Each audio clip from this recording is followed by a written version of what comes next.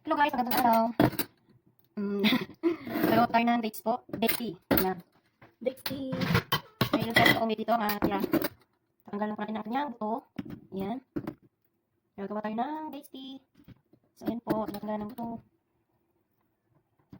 Ilang beses na rin ginawa ito guys. Ngayon ko lang isipan ginawa ng video. So ayan.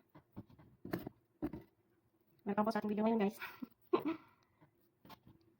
Ayan guys, tapos na natin tanggalin ng buto. And then, ikunin na natin ang blender. Ayan. Blender. Nilagyan natin ang ating dates. And then, mag-add ko tayo ng milk. 1 teaspoon of milk guys. Wala pa tayong fresh milk, kaya powder pong ating gagamit ngayon. Ayan. Gagahan natin ng konti. Ayan. At mag-add din tayo ng tubig. Pagkakain ng konting tubig guys. Parang siguro yan. Pinekos natin natin guys. Huwag na po tayo magdagdag ng sugar kasi matalis na rin na po itong dates. Kaya hindi na pa nagdagdag ng sugar. Ayan, and then mekos na natin guys.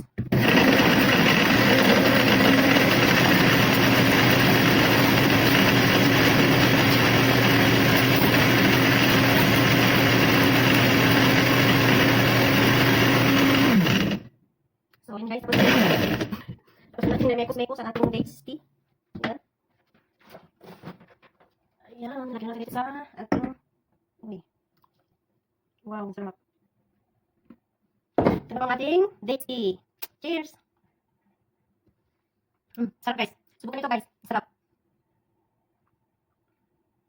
So, yun na lang po ang ating video guys ngayon. So, thank you for watching. Bye. God bless po sa ating lahat.